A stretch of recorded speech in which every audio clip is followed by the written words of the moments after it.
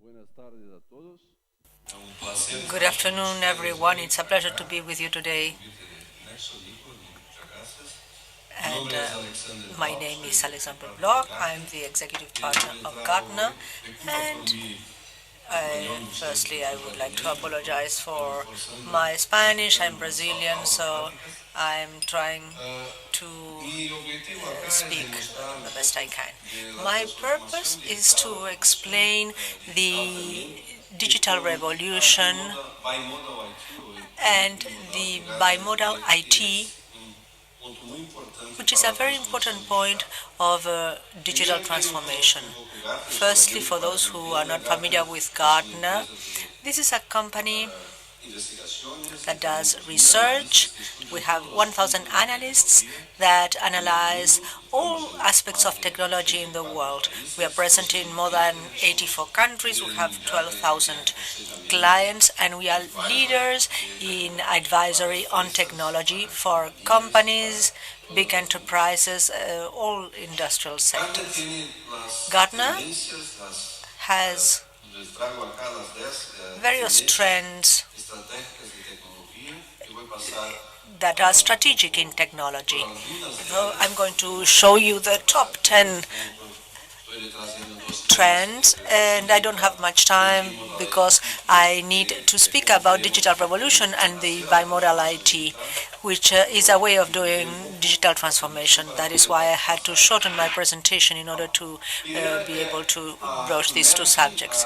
Firstly, with regard to merging, in the digital and virtual world, in everything that has to do with computing, the Internet of Things, 3D printing, intelligence everywhere, we are talking about smart machines and analytics. I'm going to insist on what I believe are the most important points for digital transformation.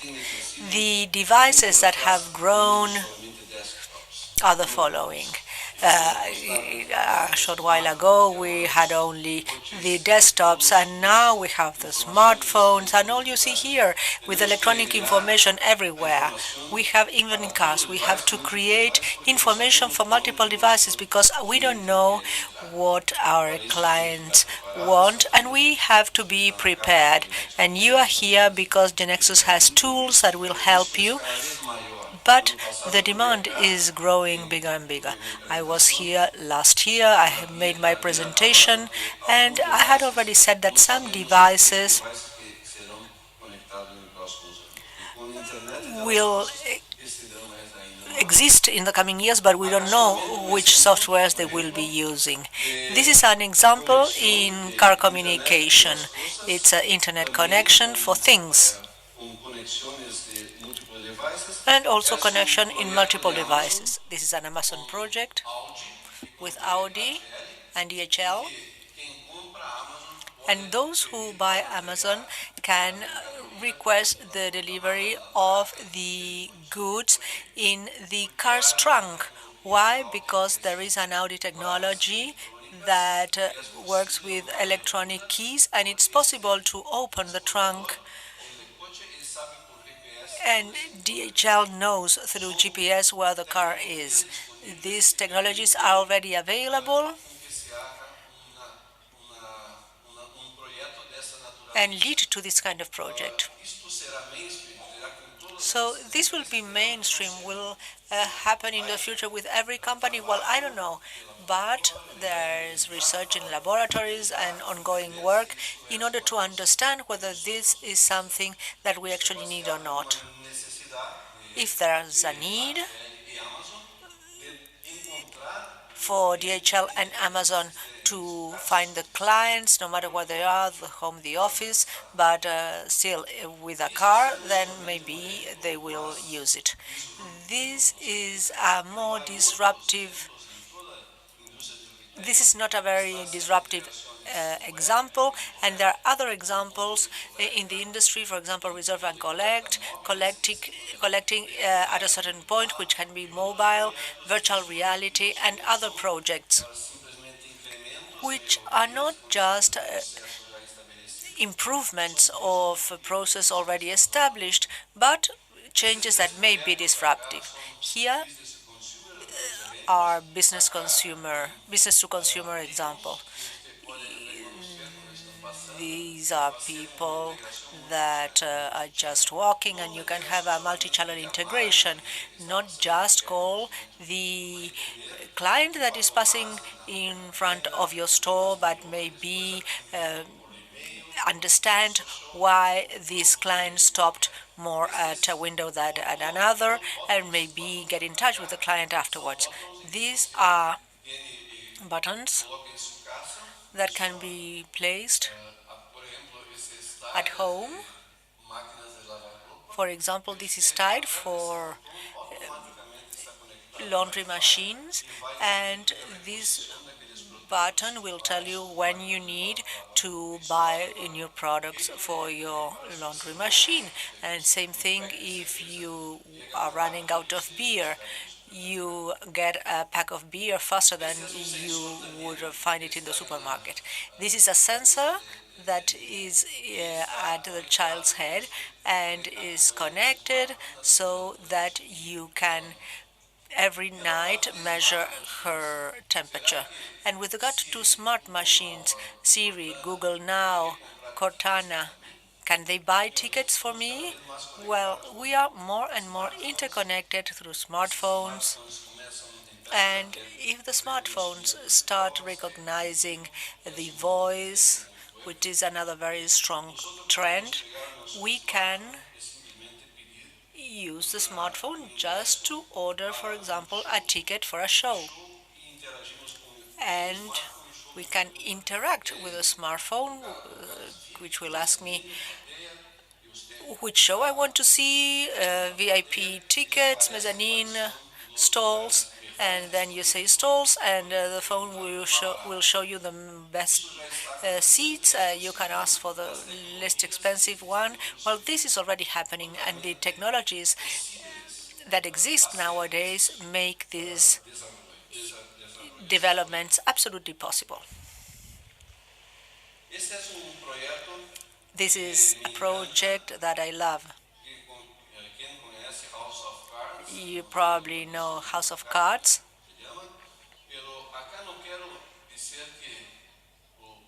I'm not saying that House of Cards has spread in social networks.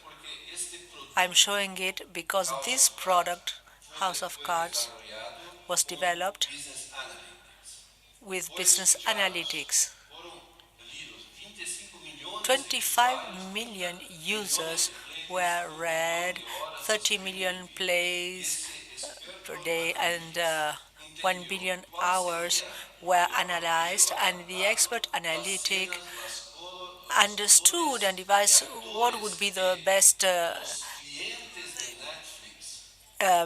way of directing the casting and also the screenplay so that it would be guaranteed that House of Cards would be successful. So analytics can be used to build products or give answers to other clients. We are not asking anything, we are just understanding the behaviors of the clients, and with this we are able to create innovative products that have the guarantee of being successful. In the morning, we saw the autonomous cars. Last year we had also seen them. We also saw them. These are transformation in the industry, and not only we can have cars that don't need a driver, but we also have books that are not on paper. But there are some books on paper which are still used, and their sale is not increasing. There's just a possibility of having a paper book or not. And here again, it's important to understand the behavior of people. And here, the smart advisor, which advises companies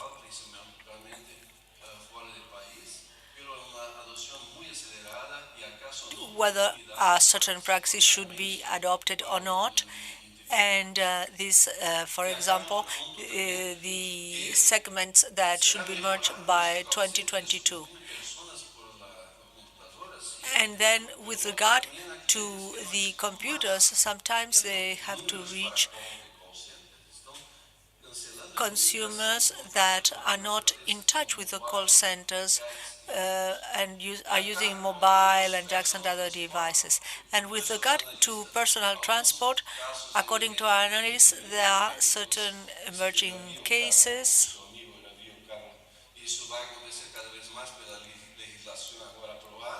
that show that there will be change because of the new regulations, but this is the Gartner's analysis of what will be mainstreamed in 10, 12 years. That's when we believe that we will have autonomous personal cars. Maybe the technology will come faster, but we'll see what the future thinks. But here, an analyst said that by 2030, we will not understand how we could possibly give cars to our children without autonomous features for a matter of security, of safety. And these are the points that are established by Gartner as technological priorities. And you see here all the list and the various trends, Latin America and global. The developers that are working on this are seeing disruptions in many cases, as Nicolas said this morning. The technologies by themselves are not disruptive. We have the technologies to work with, but the transformation will be the businesses that use technologies that you don't master. And this is another important question. We used to be the only ones who understood technologies, but now an investigation among CEOs of various companies has shown that artificial intelligence, which used to be 66%, now have become job destroyers because of their operating efficiency, according to them. And with regard to scientific innovation, the percentage has increased to 56%. So there is an increase in artificial intelligence and scientific innovation. And this is very important for the model that we have developed.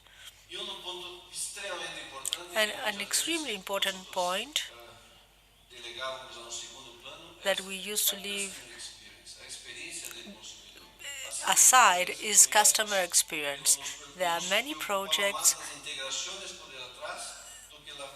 in which we were more concerned about integration than the front desk and the customer. And this is an extremely important point because everybody that's had a good experience with a smartphone or technology won't accept an experience that is not good.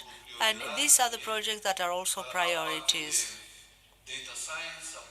Data science, smart intelligence, business analysis, digital products, digital marketing, cloud-based. These are the opportunities that we have ahead. Very quickly, this is a digital journey that starts here with something analogical, then the web, we developed the web systems, then we started to do commerce online, and now digital marketing and the social networks in order to expand the mission of the companies. And now we are here. This is the new step towards digital business. And there's not only people internet here. The Internet of Things is starting to prevail, and then the autonomous part comes later. The important thing is that there are already experiences of smart machines and also sensors of smart machines here and mobile big data source etc. here. But we must not forget that we have to continue optimizing the channels such as ERP because there are many companies that still require development here, and integration is a very important point. And it's not possible that new projects are not launched because there's no connectivity. Connectivity is very important so that we can start working with our channels and also in more innovative projects. The fact is that people want digital business. This is a scenario in which, on the left, we see the percentage of digitalization of the company's revenues, and here, since and here the processes that are digitalized, and see how much opportunity for digital revenue we have here. There are certain industries such as broadcast and banking that are further from others, like agriculture. But all of them have the possibility of having digital revenues and increasing digital processes. There's lots to do still when we see that everybody here, for example, has a smartphone. Well, there are 3 billion smartphones in the world, and by 2020 we will have 7.5 billion. So there's so much room for growing yet. With regard to investments, many times the companies we help and advise are based on facts and ROIs, return on investments. So all projects have to have a return, and some only make projects based on return of investment. Others invest on the basis of fear, risk, and quality. So these are the two kinds of investments that take place: fact and fear. And there's a third point, and these are the innovative and disruptive projects. Many times they're not based on ROI or fear, but on faith. These are the projects that don't have an immediate return. There's not even a study on the return, but there is an idea that may be disruptive, and it is necessary to have a proof of concept to see whether there will actually be support for this idea. There are companies that are developing projects with faith, and sometimes they make more errors, but they're also creating disruptive processes that may be successful.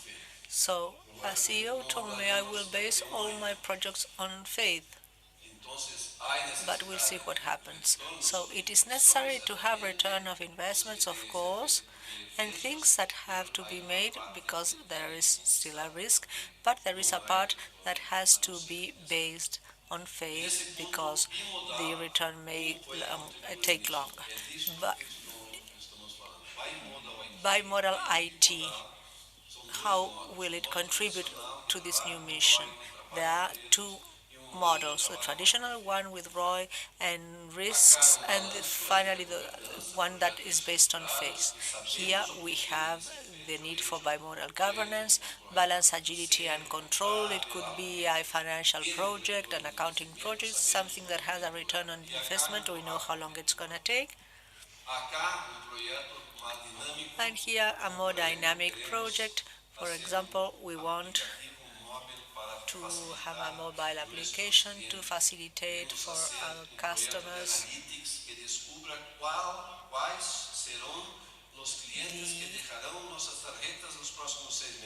clients that will get in touch with us in the next 6 months.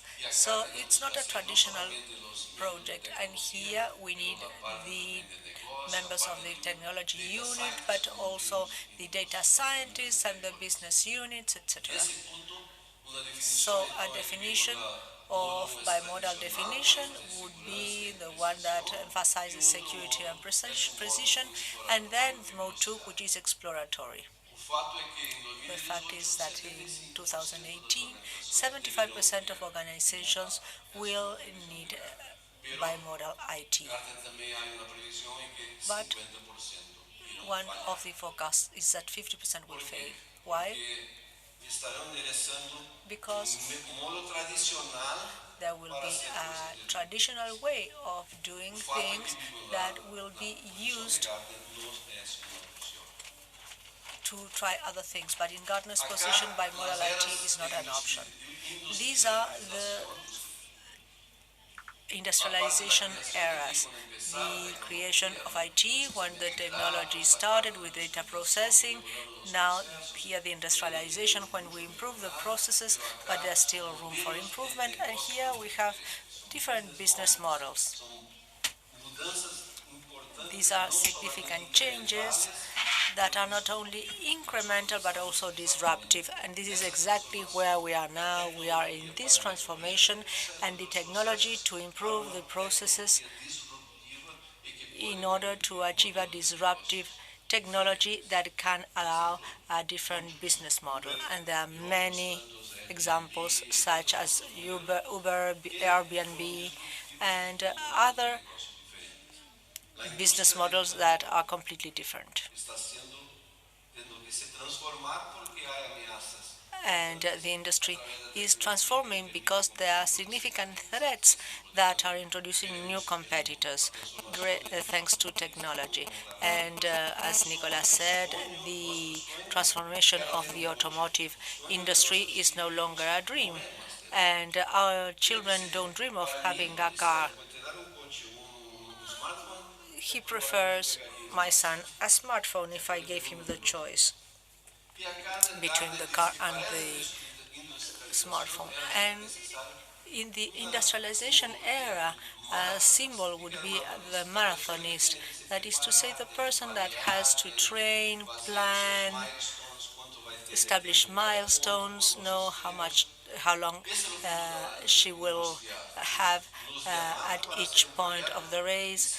And this was for the industrialized era. But now the digital era needs something completely different, the sprinters. The training for a marathonist and the training for a sprinter are completely different.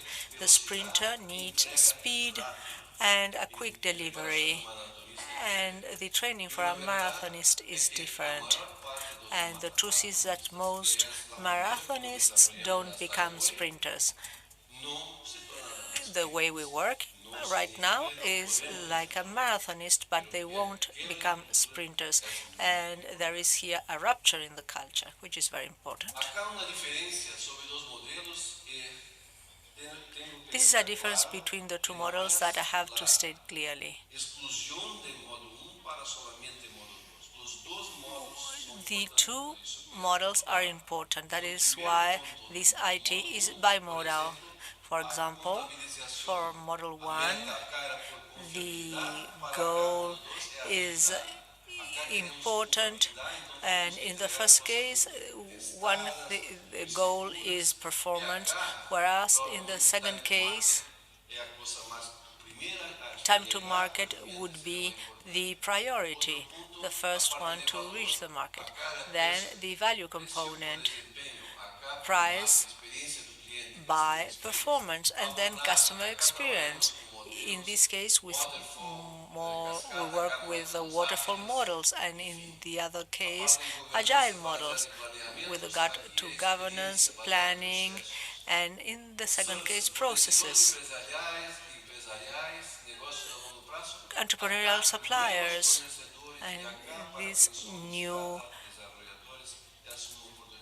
players and for startups, developers are very important, and they have a big opportunity because we are not going to buy things that are ready in the market.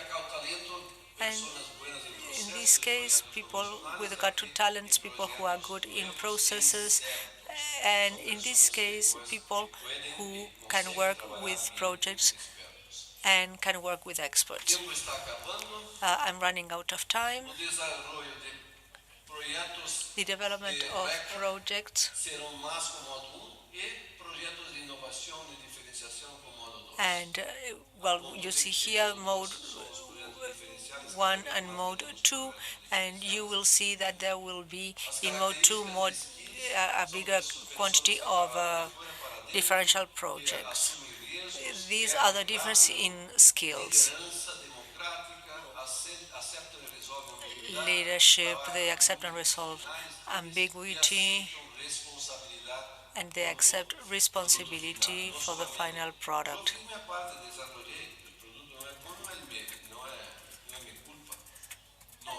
They don't say, well, the final product is not my fault if something went wrong. And here we have IT, enterprise, client in mode 1 and mode 2 engagement in the groups. How to begin?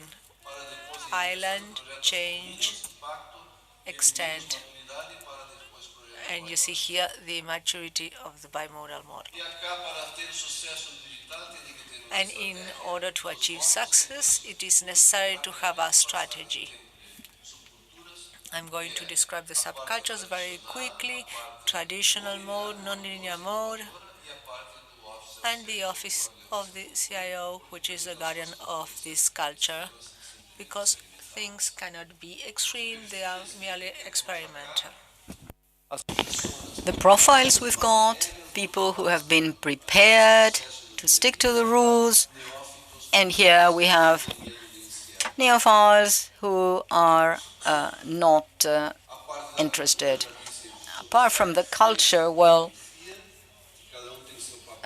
we've got a role in each organization, and we have different methodologies. Agile, we try to act strongly. Success versus failure behaviors. We start with culture and behaviors, and not with skills and tools, but they are all important. You don't have to reward your best operators with innovator roles.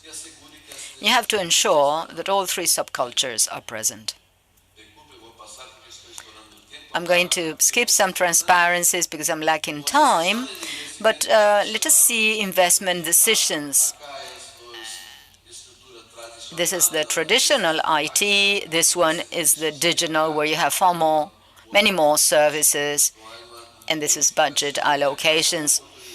These are opportunities for services for the new digital era. Mobile, Internet of Things, data sciences, and so on.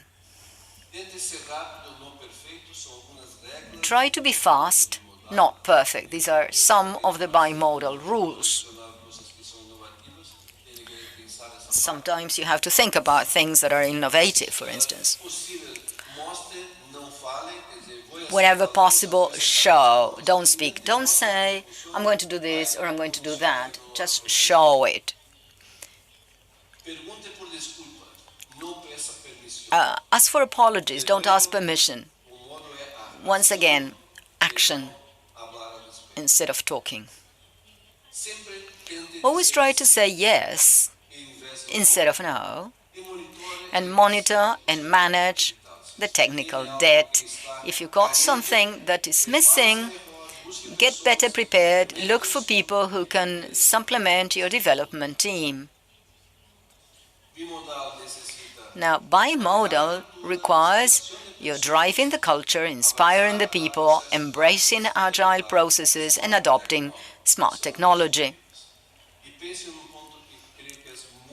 And this is something that I think is very important, that I like this sentence. Gartner insanity is doing the same thing over and over again and expecting different results.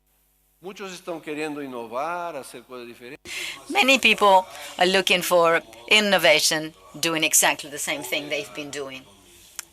So they're always going to be in the same place. This is what I wanted to share with you. Thank you.